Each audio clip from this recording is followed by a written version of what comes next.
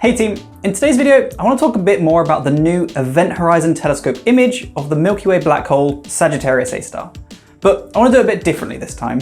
Rather than me presenting you a load of information like we normally do on the channel, I'm just going to take a bunch of the questions that you've all been asking on YouTube and on Twitter, and I'm going to try and answer them here now. So if you see me looking over there, it's because I'm reading the questions off my laptop screen, and let's see how we get on.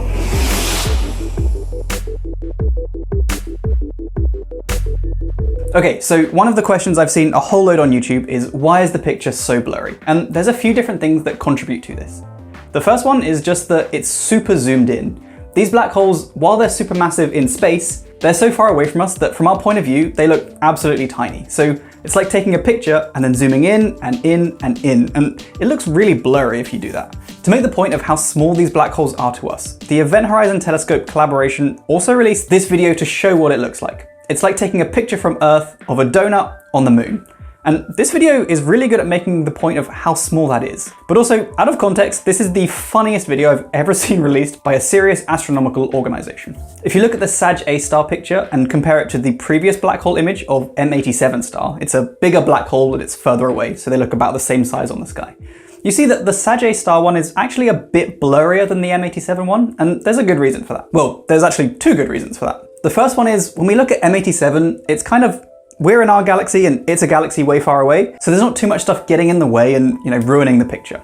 However, when we look at Sag A star, we're looking into the center of our galaxy, and there's a whole load of space dust and gas and rubbish knocking around. And some of the radio light that we're looking at with the Event Horizon Telescope, it sort of bounces off this space dust and it gets slightly diverted on the way here, and that just makes it seem like the light came from a slightly different place in that ring that we see around the black hole than it actually did. And that adds a layer of blurriness. The other reason that Sag A star is blurrier than M87 is that it's moving way more. The accretion disks around the black holes are moving at about the same speed, but Sag A star is like 1,000 times smaller than M87 star. So it looks like it's moving a lot more. It's literally a case of the dust keeps moving. The ring is moving as we're trying to take a picture of it. We're looking at it for hours and hours to get these images, and over that time, the bright ring is literally rotating, and that causes blurriness. It's kind of motion blur.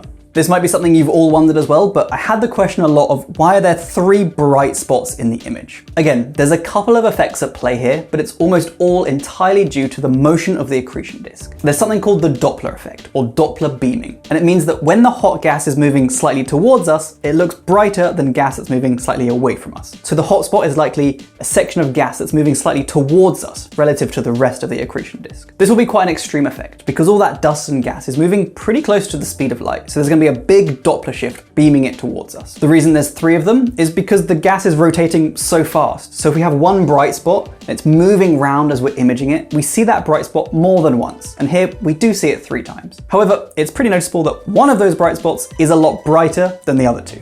And that's probably due to a slight asymmetry to the face-onness, which I'm going to say is a word now, of the accretion disk. So the top part of it is probably moving slightly towards us and the bottom part slightly away. So rather than perfectly face on, it seems like, let me get this right, it must be tilted a little bit like this. So as it's rotating round, this bit's moving slightly towards us, giving us a bright spot up here. And these bits are moving slightly away, and we see that dimmer spot at the bottom. I don't know if my hand gestures here are actually helping in any way, so I'll also leave some links in the description to other videos that have talked about it, maybe slightly more prepared than I have, and hopefully that'll help. Next up we have the question, is the Event Horizon Telescope planning to image any other black holes? And the answer is yes, but don't get your hopes up too much about them. The reason we've imaged Sag A star and M87 star is because they're big enough and close enough that we can see them in detail. And all other black holes, even the supermassive ones in other galaxies, are just too small for us to see well. So while Event Horizon Telescope is going to look at some other black holes and some other active galactic nuclei, we're not going to see anywhere near the same detail in those images. We might see bright smudges when we look at these black holes, but we're not going to see anything like the ring structure and the detail that we can see in Sag A star or M87 star. And it's just because they're too small and they're too far away. I also saw the question of, why is the black hole orange an awful lot? And this is also a question I got on the videos I made about the James Webb Space Telescope calibration images. And it's a relatively easy question to answer. The black hole isn't really orange. We're looking in radio waves in these images, remember, and we can't see radio waves.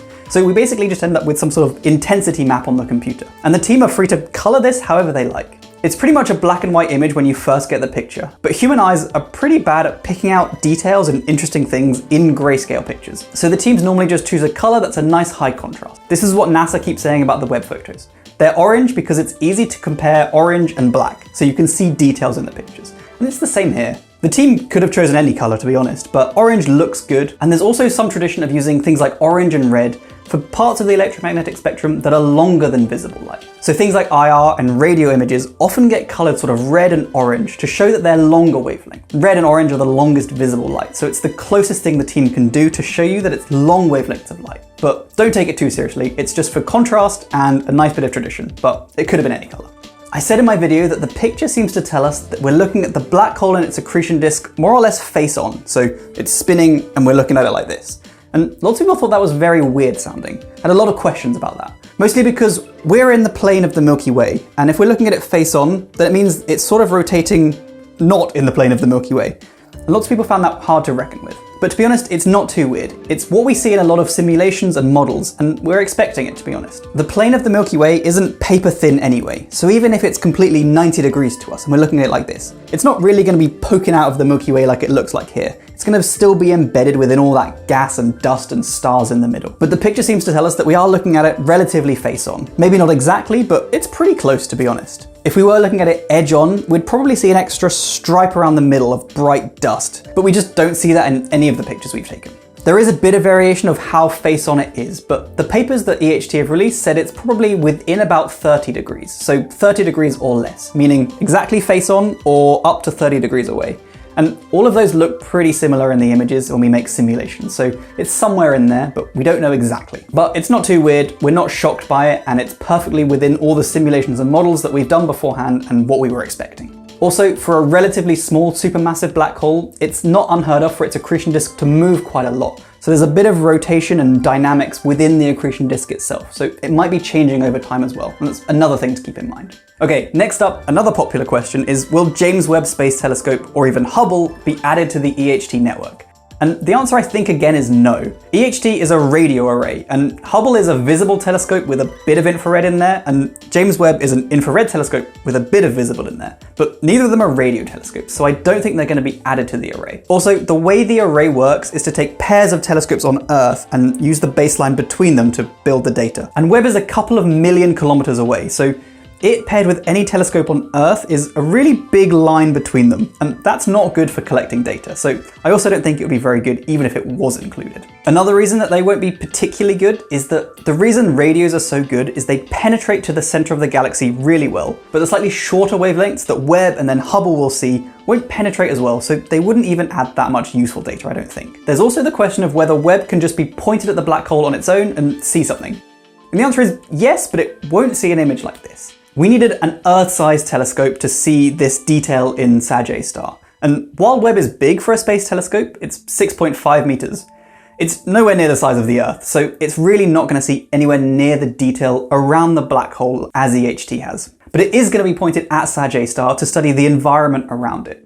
It's going to be able to study things like the orbits of the stars and how they evolve, and also the motion and the dynamics of the dust around the black hole. It just won't actually see the ring structure or any detail around the black hole itself. Next up, we have the question, can Event Horizon Telescope see neutron stars as well? And the answer is probably not, as far as I know. The only reason we can see the black holes is because they've got this bright, glowing accretion disk around them. And neutron stars don't tend to have that because they're so much smaller than black holes. Typically, neutron stars are a couple of solar masses, whereas the black holes we're imaging are millions and billions of solar masses. So the neutron stars are just way too small. Also, there's not that much benefit to looking at neutron stars with EHT. And this is because we can see neutron stars with normal telescopes. They're bright. Black holes are difficult to image because they absorb everything, including light. But neutron stars give out a lot of light, so we can use sort of conventional telescopes and detectors to just look at neutron stars normally. We don't need an Earth-sized radio array to do it. In fact, that really wouldn't be the best tool for it. Okay, next up we have a question about the rotation of the black hole. We learned from this image that Sagittarius star is definitely rotating, and it's rotating in the same direction as its accretion disk is spinning. And that led to the question of whether the rotation of a black hole affects the gravity around that black hole. And the answer is, yeah, it kind of does. When black holes spin, because they're such massive objects, they have an effect called frame dragging, and it's literally dragging the space around with them as they rotate. So if you're a small particle or a small spaceship near the black hole, and it's spinning fast, your spaceship can't stay still next to that black hole. You have to rotate in the same direction. Like I say, it's called frame dragging, and I did make a video about similar effects like this, so I'll leave a link in the description and up here if you want to check it out. But I'd say the answer is yes. You can't stay still near a black hole, and I think that's an important difference. Finally, I had the question a lot of what's next for EHT? What are they going to look at now? And the answer to that is pretty much the same black holes again and again. The data for both the picture of M87 star and Sag star were taken back in 2017. And at this point, that's 5 years ago. But they haven't been doing nothing since then. They've been looking at these black holes ever since. They've been adding more telescopes to the array. I think there's now 11 instead of 8. So in the immediate future, the teams will be analyzing that data. They'll be looking at all this extra data they've got at M87 star and Sag star, and they'll be producing better pictures than we've seen so far. So that's what I'm looking forward to the most. They are looking at other targets as well, like I said before, but I wouldn't expect anything near the detail because any other black hole is just way smaller to us. The other exciting thing they're planning is movies. The matter around Sag star is moving really fast, and we can actually watch it rotate in real time. And I think EHT are planning to release some movies in the relatively near future. Don't hold me to that though, it could be years. But it's going to be amazing to watch the black hole evolve in real time. Alright, I think that'll do it for today, but I'll also leave in the description of the video some articles that I found easy to read about EHT if you're looking for more information. Please feel free to subscribe if you're new here, and if you've been here before, let me know down below what you thought of this different style of video. I hope it was a bit more relaxed and a bit of fun, and you found me trying to answer your questions at least a little bit useful. Until next time, stay safe team. I'll see you soon. Bye!